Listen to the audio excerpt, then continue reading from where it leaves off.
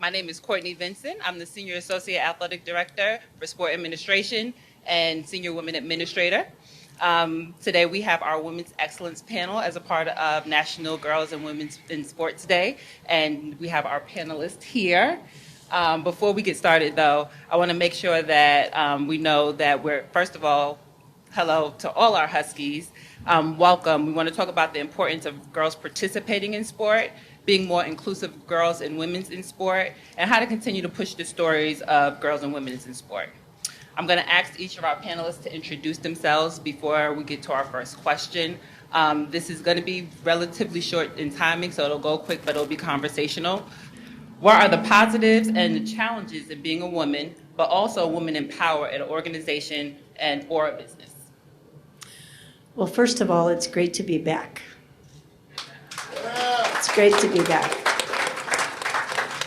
So for the student athletes in the room, a very, very, very long time ago, probably before your parents were born, I was a tennis player here at Northern Illinois University.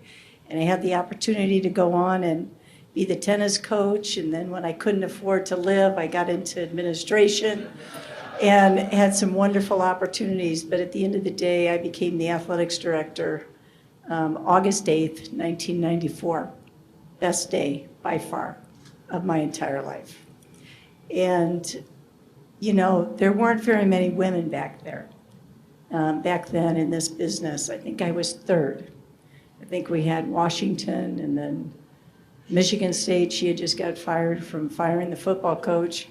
And then Northern Illinois University. So it was a tough time back then, here and all over the country, because there weren't very many women. But I happened to be at an institution that believed in opportunity and believed in inclusion and gave me an opportunity to lead. And I think because I grew up in this environment at Northern Illinois, and as a student athlete, a student athlete, a coach, and an administrator, it's how I then lived my life and then led when I went on to University of Nevada in the same position back in, actually it was 20 years ago. So what was the question again? See, this is what happens.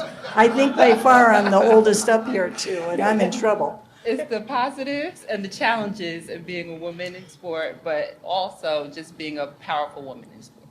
Well, I don't know if I'm a powerful woman in sport, but I think the challenges, I never felt like I really had them. I think the challenges were more to provide success for the program, build your team, and do that. And I never had a chance to think about, oh my gosh, I'm a woman and I'm not going to be able to succeed, because this community, the institution and the local community really allowed me to lead. And so I think what's important is you've got to try to find those environments that are going to embrace you and allow you to have success. And this was one of them for me. You guys might have something to add. Hi, my name is Nicole Briscoe. I stopped here briefly along my way. I'm now at ESPN as a SportsCenter anchor, but I grew up in Roscoe, and I went to high school at Hononegah, graduated in 1998, so a few minutes ago. But a lot of times we're asked about what is it like to be a woman in a male-dominated industry. I hate to tell you this, but I don't know any other way. I've only ever been in this body and in this skin.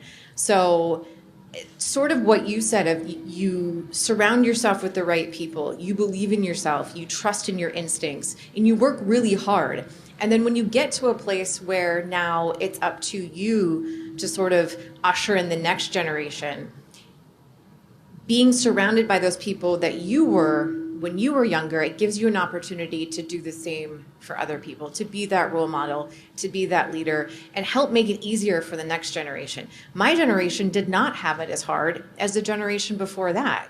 And I'm hoping that in this room, if there's somebody who wants to follow in my footsteps, maybe there will come a time where you're not asked, what is it like to be a woman in a male-dominated industry? Instead, it's just, what is it like to do your job? So I got a little bit of a different story. And hello, everybody. I'm an alumni at Huskie. Go Huskies. My name is Dr. Tanya Davis, and I'm a mental health clinician and a counselor educator, and got my degrees from here, right? What I can say in terms of being a woman in business is that there's two aspects to what I've experienced, and it's being a woman and it's being a woman of color. And so didn't have the privilege of having a space where I could call my own, really having to carve it out and fight for it, right? I will also say, in terms of some of the positives, I did have people that believed in me. I did have mentors, right? I did have an opportunity to be able to see my best self in the future. And as a woman, I get the opportunity to also help young ladies come up, right? To do what it is that they feel that they've been called to do.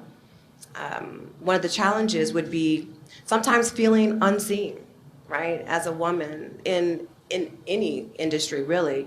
As a woman, sometimes feeling erased. And so really, really trying hard to ensure that some of the pitfalls and the barriers that I had to endure are things that I can help to remove for this next generation coming up, right? I think a lot of times we hear about having a seat at the table.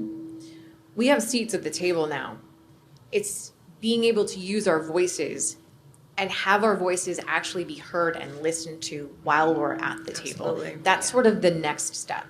Yeah, I completely agree with that. I know one of the things that I'm very intentional about is making sure that, yes, I'm at the table, but there's going to be a seat next to me that's empty, and I'm going to ask the next woman to sit in the chair next to me. I think it's important just to ensure that as we are ushering in those next women, that they get to, not only do they get to see us, but they get to participate with us. So when we're gone or doing whatever, that they have the opportunity to be comfortable there, to hear their voices, to speak their truth, and to contribute accordingly. You know, 30 years ago, 40 years ago when I was here, 30 years ago, sitting with a bunch of student athletes, male and female, I remember one of the young female student athletes really standing up and saying, "You're a role model for us." Well, two of the women that played sports here during my time, one is the senior deputy athletics director at Texas A&M today, and the other one is the senior associate at Virginia Tech. So I don't know if there's more out there, but I also think when young women see women in these roles, they then think that they can, believe it and do it. And so that brings great pride that those women are now serving in the business as well. And maybe many of you will do that as well as you go on. Absolutely. So this next question, what strategies have been proven effective in creating inclusive and empowering environment for women in collegiate athletics, and how can NIU be a model of that? Start with you. Start with me again. Well, it starts from the top. It's the culture that you create. And I can tell you that the culture that you have and the culture that's created here by your current athletic director and his team is very inclusive. He walks the talk. And you look around and you see the coaches, you see the administrative team, the support staff, men, women, people of color. He walks the talk. So it's doing what you say you're going to do. You can't just check the boxes on, diversity and equity. You can't do that. You have to live that.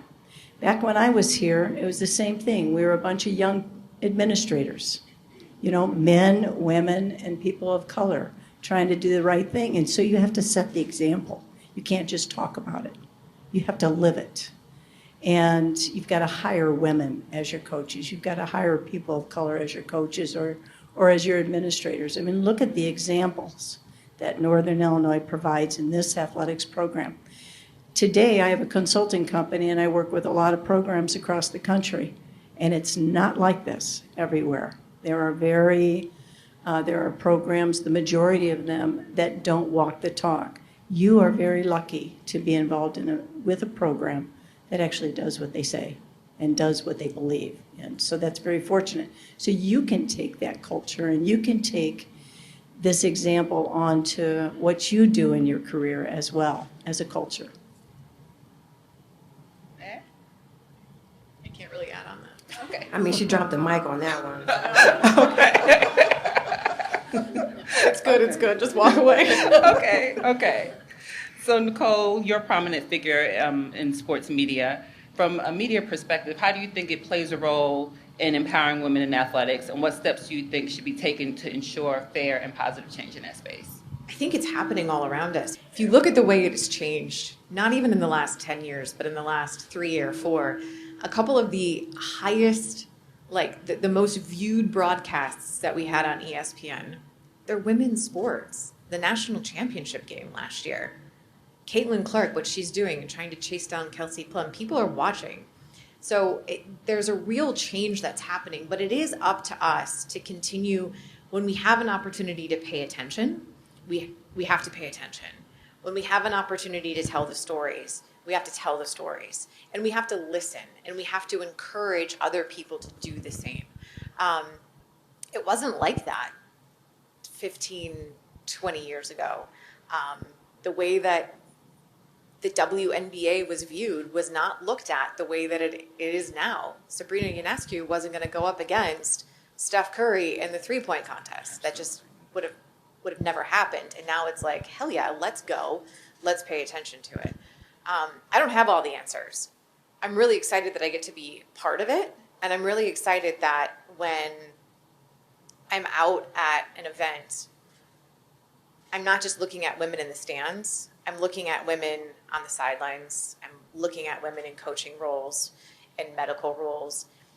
I got into this career because I always loved sports. I'm a stick and ball kid, huge Green Bay Packer fan growing up. My family, we're also Cubs fans, so like we're the weird like Northern Illinois like state line kid thing.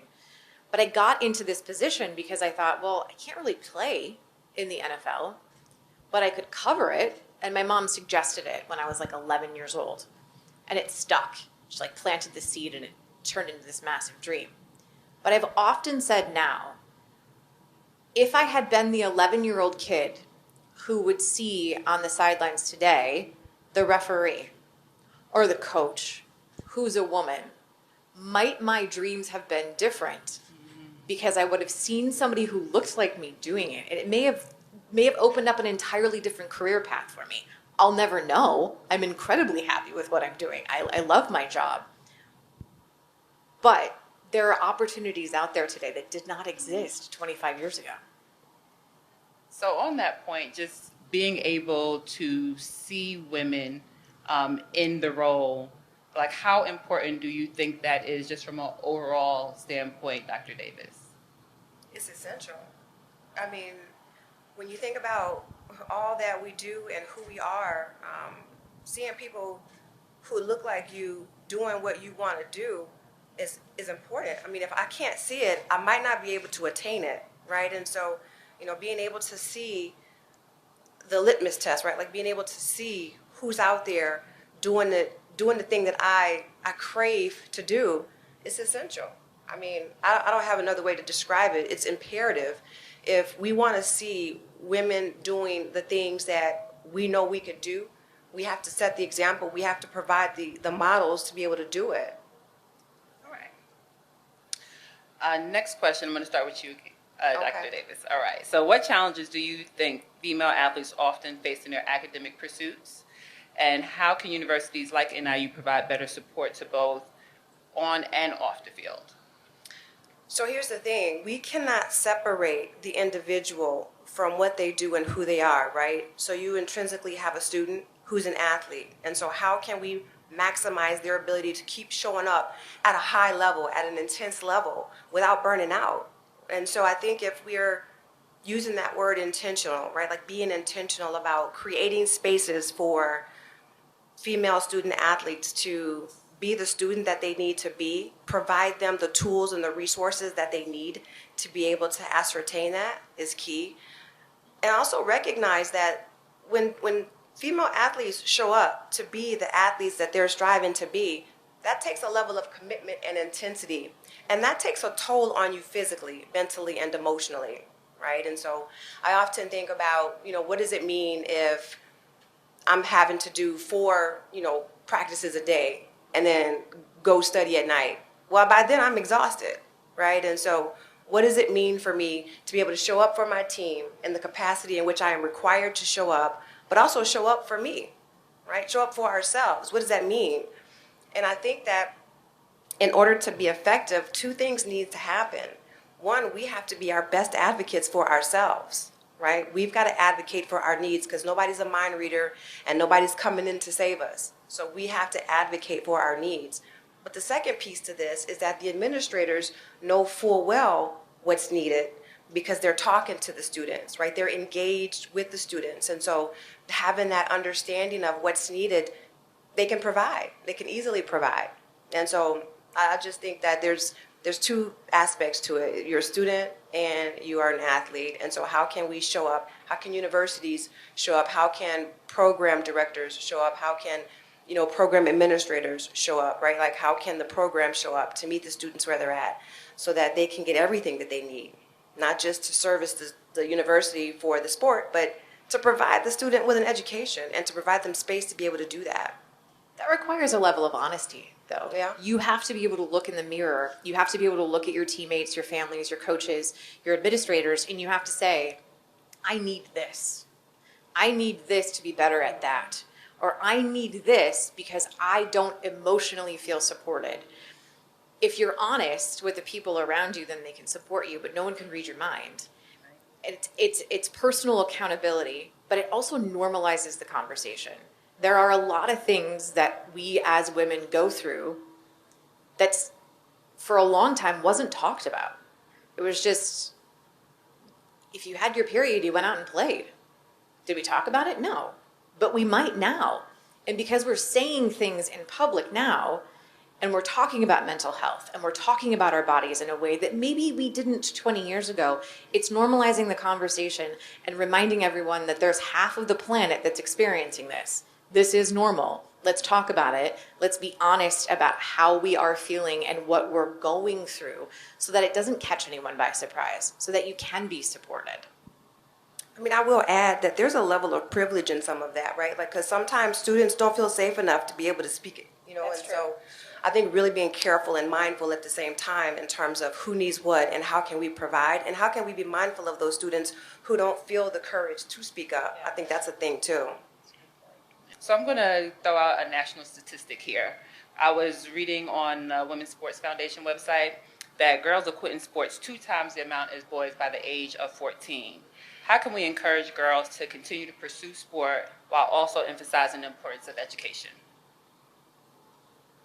Well, I'll just go right on ahead and say it's a lot of things, right? When you talk about why students are dropping out, I think about social stigma, right? I think about equitable access to facilities. I think about the what the facilities look like, right? Because a lot of times, 9 times out of 10, males get better facilities. When you look at those stats, I'm sure those numbers are in there too. How can we be intentional about removing some of the bullying that occurs with some of those stigmas? That list can go on. How do you guard against burnout too? Yeah. Because I think a lot of times, oh, you're good at soccer? You have to play soccer all the time from the age of 8. Maybe you don't want to play soccer all the time at the age of 8, because I think the idea too is there's no such thing as an elite 8-year-old.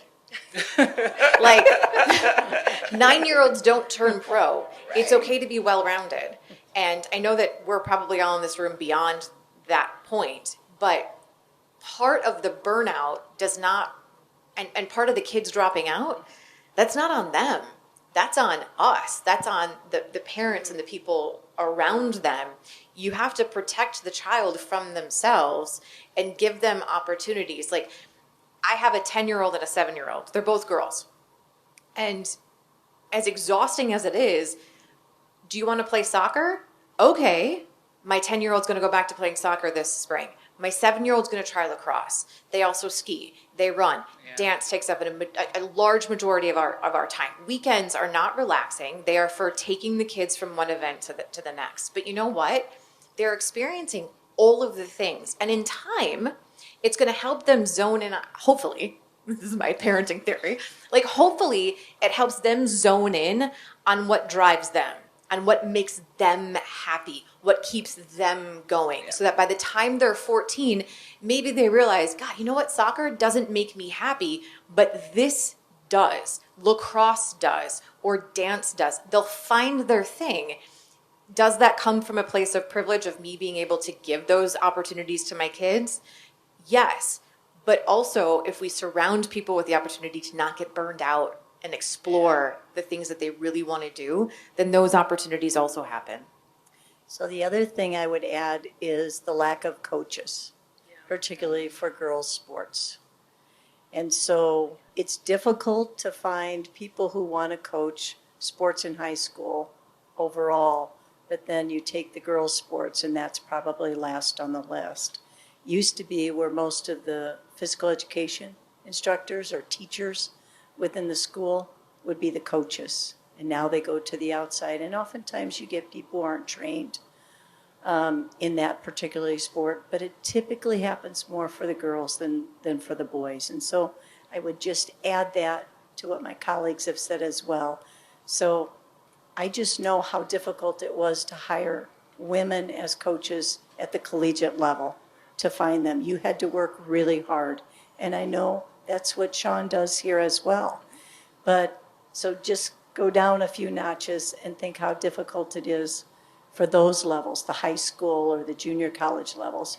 You rarely see women coaching the girls at that level. So something I learned in a meeting a couple months ago, the price point to play club sports has dramatically increased.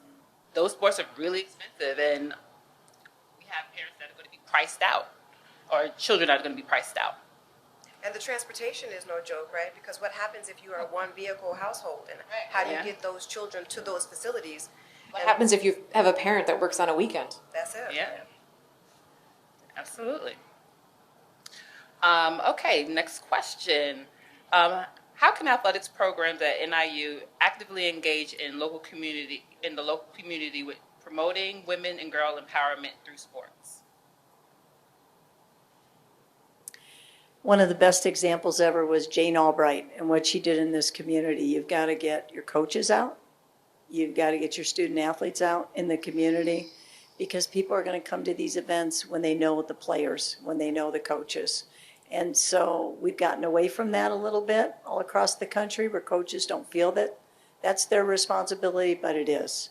And so I heard a speech from an athletic director at Ohio State years ago that said, you don't need marketing, you don't need to hire marketing professionals if you have coaches that believe in getting out into the community. That makes all the difference in the world.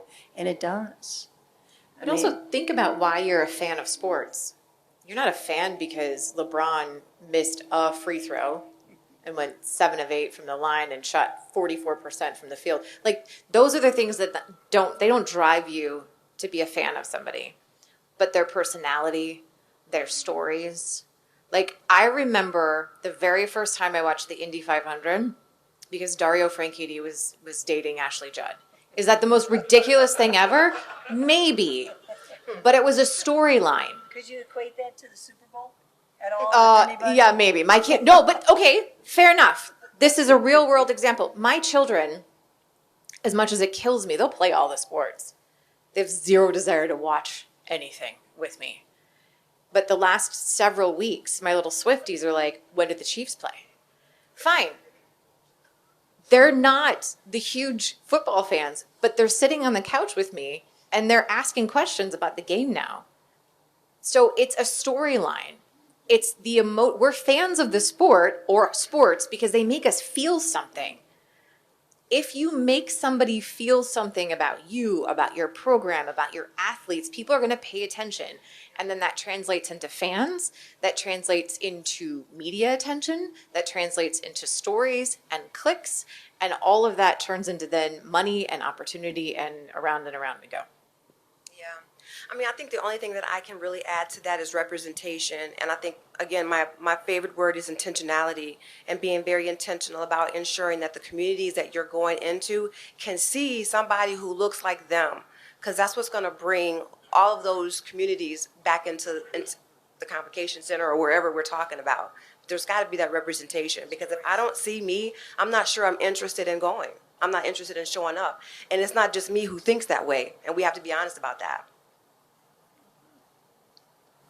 This one's for you, Nicole, and kind of piggybacking on what you just said. How have you witnessed the landscape evolve for women and steps that you think would be crucial in fostering continued growth and progress for women in sports, particularly in the broadcasting industry? It's changed a lot since I first got into the business. When I first started, there was no such thing as a 24-hour news cycle.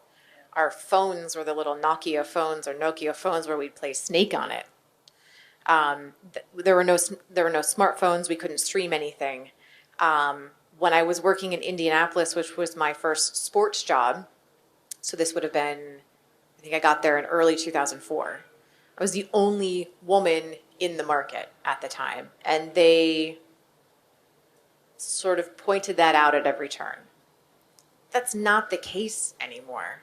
Like we are a dime a dozen in the broadcast industry. Now, do I still on a daily basis get questioned by some ex-warrior out there behind his keyboard saying, what could you possibly know about sports because you never played football? Yeah, like on a daily basis. But I also know this. I do know what I'm talking about, and I'm damn good at my job, and it's not up to me to convince you. So part of what makes somebody able to extend the sport to make it bigger is having people who believe in themselves and are willing to be like, fine, I made a mistake. I'm going to stand on my own 2 feet. I'm going to own up to it, but I'm still going to continue to work hard. And I'm not going to let you sway me because I know exactly who I am. I'm comfortable in my skin. I'm comfortable with my own voice. And I can stand here and be loud and proud about it. That takes time. That takes energy. But the more people you have in a room that are able to do that, the more people who will pay attention. And then it doesn't matter if it's 5 women on a panel or 4 women and 1 man. You just have people who are good at their jobs. Like, we'll get there eventually. It just takes people being stubborn about it. Be stubborn. Work hard. You have to be able to take criticism. You do. There's a difference between criticism and hate, and you have to work really hard, no matter what you do. I'd like to reframe that word as the clinician that I am. Please. And say feedback. There you go. We don't have to criticize. We can provide good feedback. Feedback is, you need it. Yep. Yeah, it's Because the essential for day growth. you stop growing is the day you die. Like, I may be good at my job, but I still take feedback and I still have to listen to my bosses and I still have to keep growing and improving and adding things to my resume and remaining versatile. We all do. Yeah. Because the day you stop listening to that feedback is the day you die. It's essential for growth. And also the reality is that we have to be okay with being uncomfortable to grow. So as we are progressing through whatever our career paths are, remember that it's okay to be uncomfortable and it's necessary to be uncomfortable, and that's how we're going to see the growth that you need. For Dr. Davis, from an academic perspective, how can universities enhance intersectionality of the women's empowerment in sports, but also ensuring that it addresses diverse challenges and opportunities faced for women from various backgrounds? Here's my favorite word, y'all. Intentionality, right? So I think the first thing we got to do is define intersectionality, right? When we think about it, what does it mean? It's a lot of different ways that somebody can be discriminated against, right? And so when we sit here as women, that's one way, right? And then we can add race, ethnicity, socioeconomic status, class, religion, ability. We can go on in terms of the many ways that our identities are intersected. And so I think it's key in terms of us being able to start to clearly sort of delineate and define what our identities are, who we are. We get to define ourselves. We don't leave it in the hands of others to define ourselves. So showing up to the table when we get that seat, knowing who we are is the first thing. But when we talk about what universities can do, I think it's really important for universities to recognize all of the many aspects of identity and really be intentional about helping folks to understand who they are. Because you'll get the 18-year-old who shows up on campus who has not a clue in terms of who they are, right? Just trying to figure things out. But when we've got systems in place, when we've got policies in place, when we've got administrators in place who've been doing this long enough to be able to provide resources and equitable access to those resources, that's key, that's essential.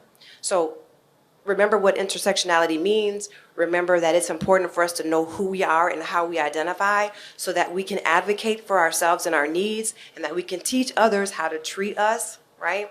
And that universities can have all of the tools and resources necessary on hand to be able to provide those needs. I have a question. Sure. How important is it when you're having those conversations to be able to set your own personal boundaries, but then also realize this is who I am now at 18, but that may not be who I am at 21 or 26. Like, how important is it to set those boundaries, but then also realize that change can happen? Well, it's evolution, right? I mean, we're not the same person that we were 2 weeks ago, a year ago, 5 years ago, right? And so just the acceptance of this concept that evolution is going to occur, whether we're on board or not, is key. And so to your point, it's essential, right, to recognize that I'm not, thankfully, the person that I was 5 years ago, right? Nor am I going to be the same person 5 years from now, thankfully, because as we grow and as we learn, right, like Maya Angelou says, when we know better, we do better. And that goes for everybody. So in 5 to 10 years, I'm looking at a better self, a better me. And I'm hoping that we can help others to become the better selves themselves as well. Thank you for that. I have a wild card question. She scares me when she does that.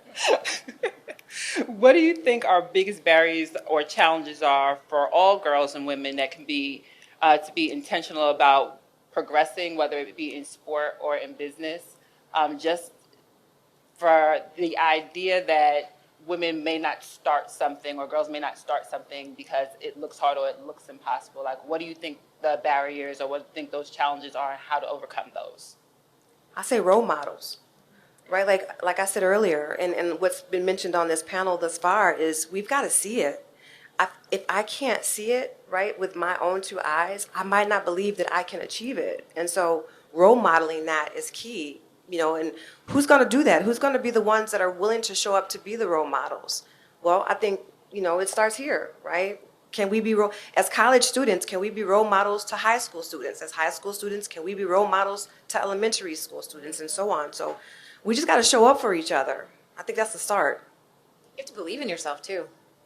And have confidence, which can so easily be shaken or shattered or taken from you, or taken away.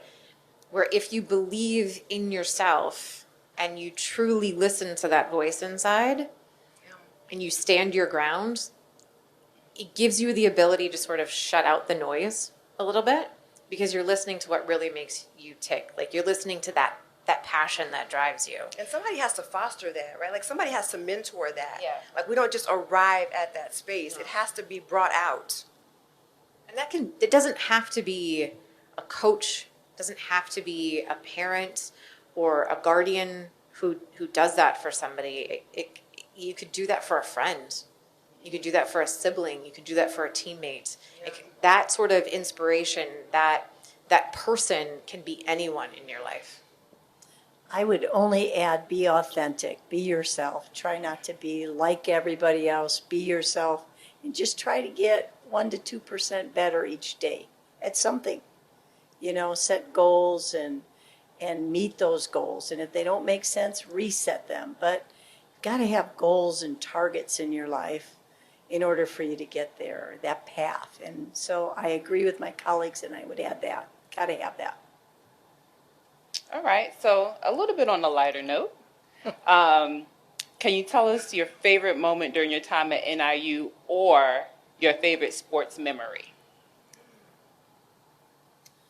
Beating Alabama in football in 2003 and watching President Peters chug a kamikaze filled with all sorts of alcohol is probably one of those memories that will forever be ingrained in my mind.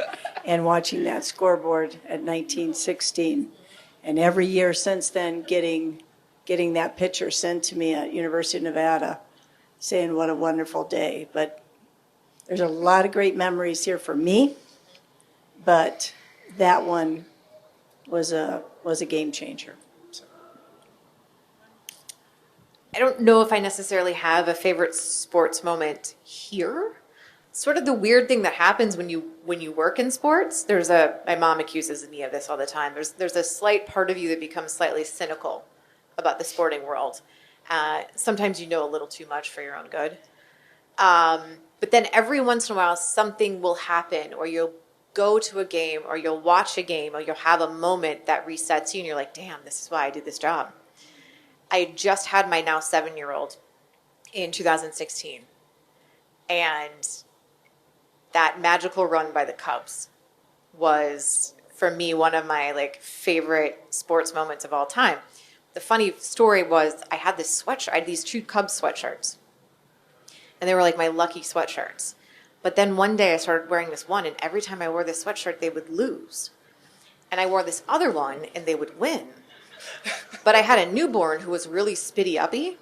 And I used to have this rule where if she spit up on me a couple of times, you can get away with it. But more than 3 times, then you just smell like baby vomit. And you should probably change. But it was game 7, and I'd been wearing, stupid me, been wearing this sweatshirt all day. I smelled so badly. I smelled like baby vomit. But I did not take that sweatshirt off. I also made her cry when, was it Fowler who hit the home run early on? Can't even remember anymore. But anyway, long story short, the 2016 run by the Cubs, that was awesome, but it also was that reset moment for me where I was like, damn, I really do love this. This is a great job. I get to go to work. I don't have to go to work. Yeah. I love that reframe. I think for me, I'm going to go back a little bit in history here. If anybody knows Walter Owens, I'm taking a guess. So I had the privilege of having Coach Walter Owens be my bowling teacher in undergrad. And let me tell you, I learned so much more than bowling that year. Love Coach Owens, loved all that he had to teach and share. And so for me, it will always be one of my most cherished experiences here at Northern in my undergrad. Yeah. That's awesome. Yeah, that is awesome. So today I want to make sure that we recognize our NIU and our donors for being able to have this event. This would not be possible without you. This goes to our Women's Excellence Fund. So thank you for our donors and our NIU alum that support that.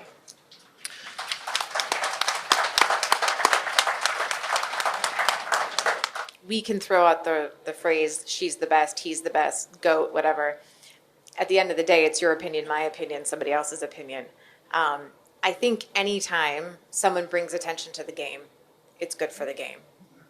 And for men who are playing the game of basketball, why not have extra eyeballs on you? Why not look at what she's done for the game and appreciate it? I'm sure not everyone feels that way. Maybe that's just how I'm hoping they feel.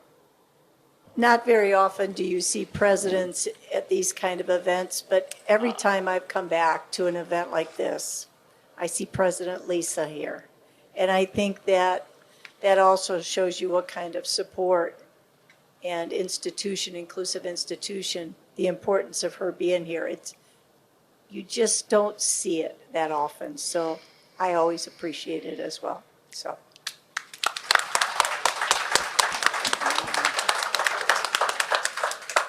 I also want to thank you all for attending. Special thank you to our female student athletes, our coaches, Paige Schinberg and Trey Bogard, and the rest of our NIU staff that made this event possible.